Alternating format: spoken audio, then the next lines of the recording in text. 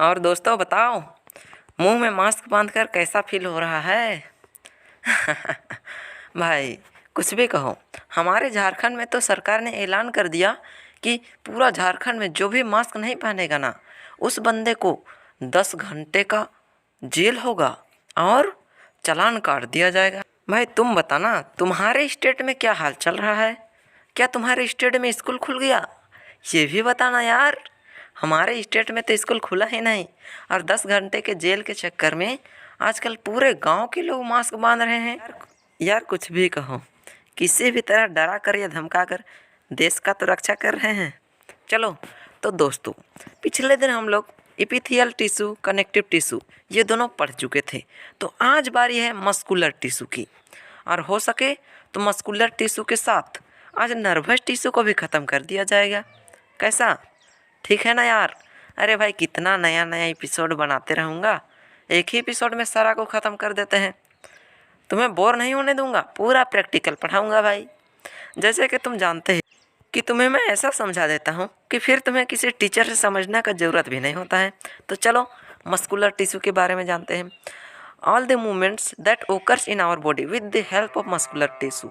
देखो दोस्त, मैं जो अपने हाथ में मूवमेंट कर रहा हूँ ना, ये सारा मूवमेंट मस्कुलर टिश्यू के वजह से होता है।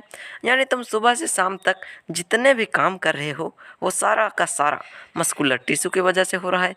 यदि तुम्हारे शरीर में मसल्स नहीं होंगे, यानी मस्कुलर टिश्यू नहीं होंगे, तो तुम बोल भी नहीं सकते, क्योंकि बोलने के लिए भी मुंह को तो हिलाना पड़ता ही ना है। तो समझ सकते हो मस्कुलर टिश्यू कितना इम्पोर्टेंट है हमारे लिए।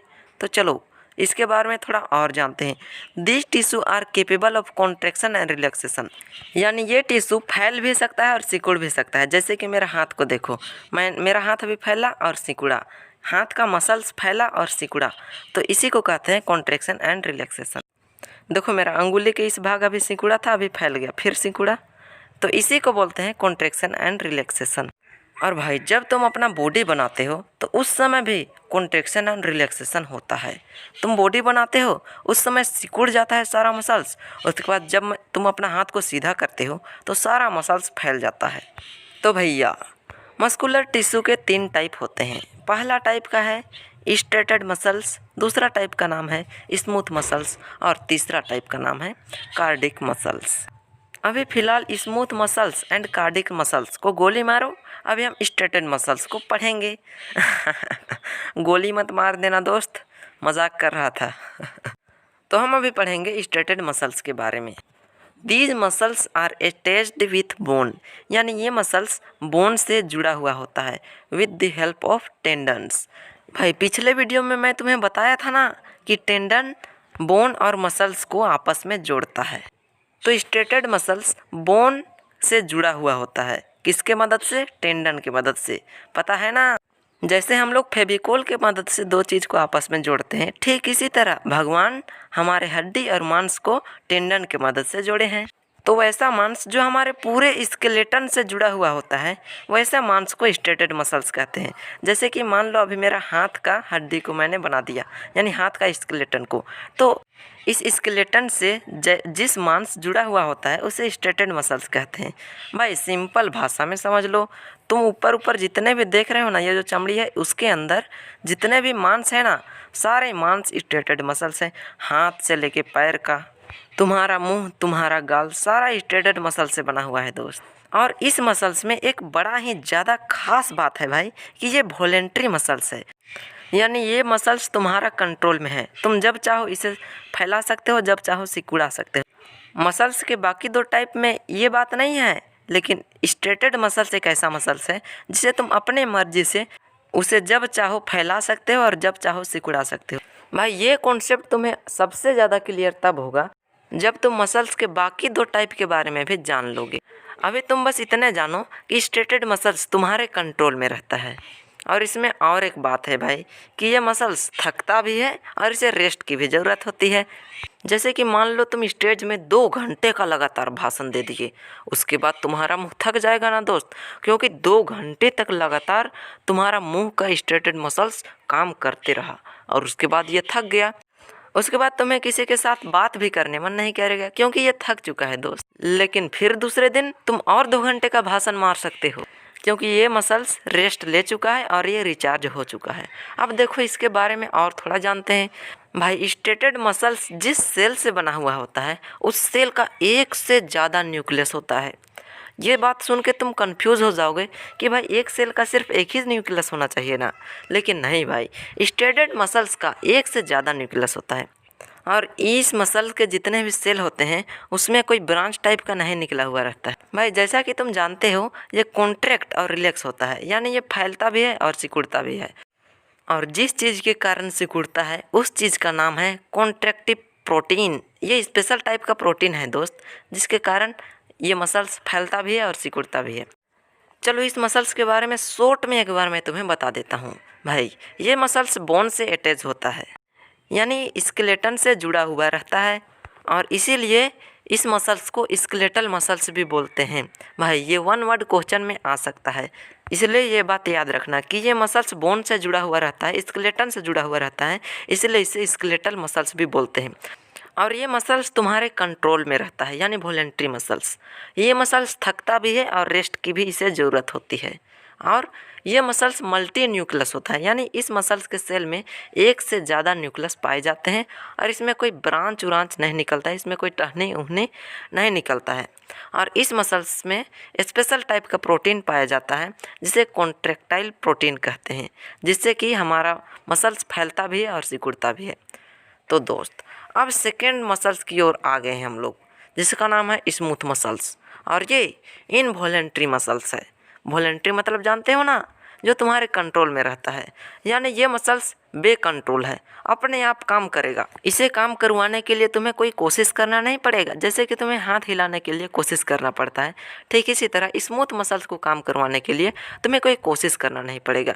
और दूसरा ये यूनिन्यूक्लियस रहता है, यानी इस मसल्स के जितने भी सेल होते हैं उसमें एक ही न्यूक्लियस पाया जाता है, और ये एक अलग शेप का होता है जिसे स्पिंडल शेप कहते हैं। जैसे कि देखो यहाँ फिगर में बीच में मोटा और किनारे किनारे पतला, इसे स्पिंडल शेप कहते हैं। भाई ध्यान रखना, ये सब स्मूथ मसल्स के बारे में मैं बता रहा हूँ, ना कि स्ट्रेटेड मसल्स के बारे में। और स्मूथ मसल्स कहाँ कहाँ प्रेजेंट होता है? ये स्टोमक में प्रेजेंट होता है, इंटेस्टाइन में प्रेजेंट होता है। इंटेस्टाइन मतलब जानते हो ना, छोटी आंत बड़ी आंत। तो भाई तुम्हें छोटी आंत बड़ी आंत को काम करवाने के लिए कोई कोशिश तो करना नहीं पड़ता है। पेट में खाना पचाने के लिए तुम्हें कोई कोशिश तो करना नहीं पड़ता है। इसमें स्मूथ मसल्स प्रेजेंट होता है, इसीलिए अपने आप काम करता है। अब थर्ड टाइप की मसल्स की ओर बढ़ते हैं दोस्त। ये मस्कुलर टिश्यू का लास्ट टाइप है, ठीक है, और ये सिर्फ और सिर्फ तुम्हारा हार्ट के आउटर वॉल में प्रेजेंट होता है। जैसे कि मान लो ये हार्ट है, तो इसके ऊपर ऊपर एक लेयर बना के प्रेजेंट है। कार्डिक मसल्स हार्ट के ऊपर ऊपर प्रेजेंट। और भाई ये भी इनवॉलेंट्री होता है, यानी ये मसल्स तुम्हारे कंट्रोल में नहीं होता है, बेकंट्रोल अपने आप काम करता है। भाई मैं तो सोचता हूँ काश स्ट्रेटेड मसल्स भी इनवॉलेंट्री मसल्स होता तो वो अपने आप हमारा काम कर देता, हमें कोई कोशिश करना नहीं पड़ता। तो कार्डिक मसल्स भी यूनिसेलुलर होता है, यानी इसमें सिर्फ एक ही सेल होते हैं। दोस्तों ध्यान दो, तीनों टाइप के मसल्स में अंतर अभी समझ में आ रहा है ना? मैंने तो कहा था कि जब पूरा पढ़ोगे ना तभी समझ पाओगे। और ये ब्रांच्ड होता है, यानी इसके टहनी टाइप का निकला हुआ होता है। जैसा पेड़ का टहनी होता है ना, तो उस टाइप का टहनी निकला हुआ होता है। जैसे कि यहाँ पर देख लो, मैं फ़ोटो बना दे रहा हूँ, और जब तुम बुक में भी फ़ोटो देखोगे ना यार, तो इसी तरह से कुछ टहनी टाइप का बना हुआ तुम्हें दिखेगा हार्ट के ऊपर, क्योंकि ये हार्ट के ऊपर ऊपर प्रेजेंट होता है। हाँ तो भाई तुमने जान लिया कि ये ब्रांच्ड होता है प्लस यूनिसेलुलर होता है, और ये सिर्फ हार्ट के आउटर वॉल में प्रेजेंट होता है। तो और एक मेन चीज़ जान लो, वो क्या है कि in these muscles contraction and relaxation occurring through out the life, यानी इसमें फैलना और सिकुड़ना का काम पूरा ज़िंदगी भर होते रहता है। क्योंकि हार्ट तो भाई एक सेकंड के लिए भी नहीं रुकता, वो दिन रात काम करते रहता है। इसका मतलब ये थकता भी नहीं है। बिल्कुल सही भाई, ये थकता भी नहीं है। दिन रात तुम जब सोते हो ना, उस समय भी ये काम करते रहता है। देखो भाई देखो, ये कितना काम करता है। और ये कहाँ प्रेजेंट होता है? भाई अभी तो बताया था, ये हार्ट के आउटर वॉल में प्रेजेंट होता है, यानी हार्ट के ऊपर ऊपर के सरफेस में प्रेजेंट होता है। दूसरा बात, ये यूनियन न्यूक्लिएटेड होता है और ब्रांच्ड होता है। तीसरा बात, ये इनवॉलेंट्री होता है। चौथा बात, ये कभी थकता नहीं है। इसमें कॉन्ट्रैक्शन और रिलैक्सेशन का प्रोसेस ज़िंदगी भर होते रहता है, यानी जब तक तुम जिंदा रहोगे ना तब तक ये कार्डिक मसल्स काम करते रहता है। जब तुम बच्चे थे उस समय से जब तुम बूढ़े हो जाओगे उस समय तक काम करते रहता है। तो भैया मस्कुलर टिश्यू तो ख़त्म, अब आ गए हम लोग नर्वस टिश्यू की ओर। और इसमें एक मज़े की बात ये है कि इसके कोई टाइप वेप नहीं है, बस ये एक ही है। तो चलो फटाफट से जान लेते हैं। ये जो मैंने यहाँ पर लिखा है ना, इसे तुम जल्दी से नोट कर लो, मैं तुम्हें अच्छा से समझा दे रहा हूँ। भाई देखो, जैसे कि तुम्हारा हाथ में मान लो कोई चींटी काटा। अब चींटी काटा तो नर्व सेल क्या करता है कि वहाँ चींटी काटा उसका मैसेज को सीधे ले जाके ब्रेन में पहुँचाता है, और ब्रेन से जो ऑर्डर आता है उसे सीधे जा कर के तुम्हारे शरीर के पार्ट्स को बताता है। जैसे कि मान लो तुम्हें चींटी काटा तो ब्रेन ऑर्डर देगा कि चलो जाओ जल्दी से उस चींटी को मार दो, या बोलेगा कि जल्दी से उस चींटी को वहाँ से हटा दो। भाई ये नर्व सेल इतना बढ़िया है, इतना तेज काम करता है ना। मान लो जैसे कि तुम्हें चींटी काटा ना, तुरंत आदेश दे देगा कि चलो जल्दी से उस चींटी को हटा दो, और तुम हटा भी दोगे। सोच सकते हो कितना तेज होता है नर्व सेल। और ये नर्व सेल तुम्हारा ब्रेन में, नर्व्स में और स्पाइन में पाया जाता है। भाई स्पाइन तुम्हारे गले के पास रहता है पीछे तरफ। और नर्व्स मतलब ये मत सोचना कि नस, नहीं भाई नहीं, नर्व्स तुम्हारे शरीर के एक एक अंग में प्रेजेंट है। तभी ना शरीर के किसी भी पार्ट को चींटी काटेगा तो तुरंत से वहाँ से मैसेज ट्रांसमिट होके तुम्हारे ब्रेन तक आएगा। उसके बाद ब्रेन तुम्हें आदेश देगा कि जाओ जल्दी से उस चींटी को मार दो या उसे हटा दो। देखो भाई नर्व सेल का कमाल कितना बढ़िया है। मान लो कोई बंदा तुम्हें गाली दिया तो वो तुम्हारे कान के थ्रू तुम्हारे ब्रेन में गया। अब ब्रेन तुरंत आदेश देगा कि उसे गाली दो या उसे थपाक मारो या फिर उसे किक करके भगा दो। भाई कुछ भी कहो, ये नर्व सेल का इतना बढ़िया काम रहता है ना, मैं इसे पढ़ाने में भी बहुत मज़ा आ रहा है। तो दोस्त हंसते खेलते चैप्टर तो ख़त्म हो गया। अब मुझे पता है कि तुम्हें चैप्टर बिल्कुल अच्छे तरीके से समझ में आ गया है। तो दोस्त इसका मैं पूरा प्लेलिस्ट बनाया हूँ जो कि तुम्हें अभी शो होगा एंड स्क्रीन में। तो उस प्लेलिस्ट में जाकर पूरा वीडियोस को देख लेना, क्योंकि उससे तुम्हारा एक बार रिवीजन भी हो जाएगा। और भाई सब्सक्राइब नहीं किया तो सब्सक्राइब करके बेल आइकन को दबा देना, लाइक शेयर अपने दोस्तों के साथ कर देना। बस बाय बाय।